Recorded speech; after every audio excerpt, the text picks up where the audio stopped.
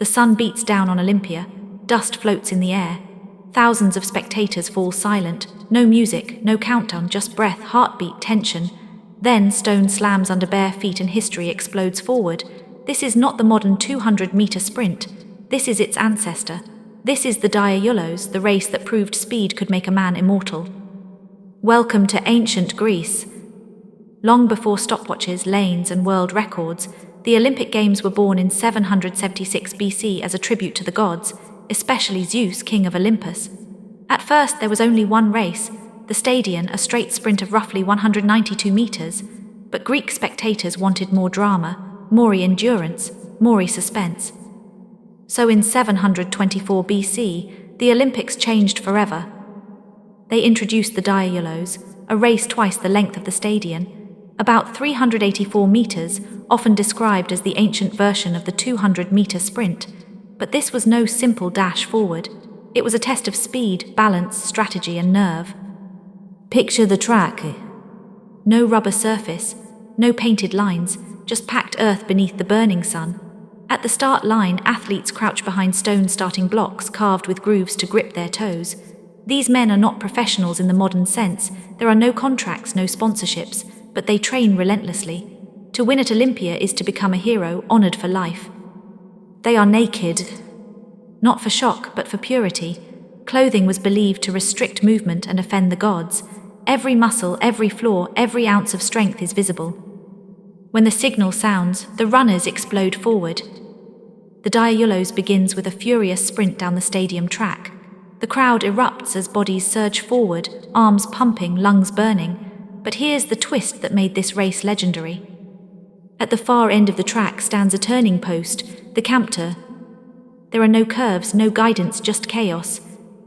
Each runner must reach the post, pivot sharply, and sprint back to the start line without crashing, slipping, or losing balance. One wrong step and victory is gone. The turn separates champions from pretenders.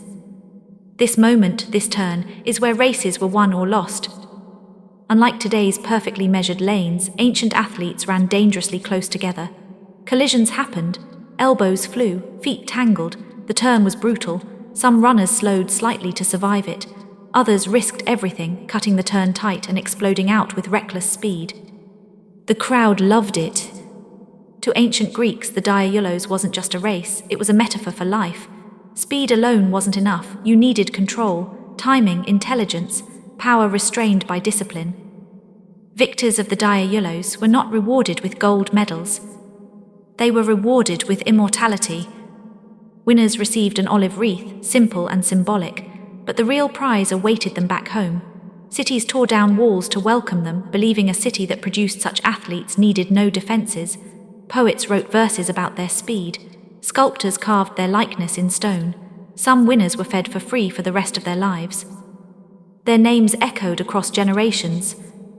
One of the earliest recorded champions, Hypenos of Elis, is believed to have won the Diaiolos shortly after its introduction. His victory marked a shift in Olympic history. Speed events became the heart of the Games. Sprinting was no longer just about raw pace, it was about mastery of movement. As the Olympics evolved, more races were added, long-distance runs, wrestling, boxing, but sprinting remained sacred, because in ancient Greece, speed was divine. The gods themselves were imagined as fast. Hermes, the messenger of the gods, wore winged sandals. To run fast was to resemble the gods, to flirt with divinity. Training for the Diaiolos was brutal. Athletes ran on sand, they lifted stones, they trained under extreme heat. Coaches emphasized explosive starts and precise turns. Diets were strict, often heavy in figs, cheese, and bread. Wine was limited. Discipline was absolute. There were no second chances. You raced once. You won or vanished into history. And unlike today, there were no age groups, no qualifying heats, no wild cards. Only the best of the best stood on the line. Many athletes traveled for weeks just to compete. Some never made it past the starting stones. Those who did carried the pride of entire cities on their shoulders. As centuries passed, the Diaiolos became one of the most prestigious Olympic events. It symbolized balance between speed and stamina, aggression and control. And while the modern 200-meter sprint is run on a curve with advanced technology, its soul was forged right here, on dusty ground under open sky, before roaring crowds who believed they were watching legends being born. But history is cruel. In 393 AD, the ancient Olympic Games were abolished by Roman Emperor Theodosius I, who saw them as pagan rituals. The stadiums fell silent, tracks crumbled, the diayolos disappeared into legend. For over 1,500 years, the world forgot the roar of bare feet on stone. Then, in 1896, the Olympics were reborn. The races returned, technology advanced, shoes appeared, lanes were painted, distances were standardized. The 200-meter sprint emerged as a modern classic, sleek, fast, global.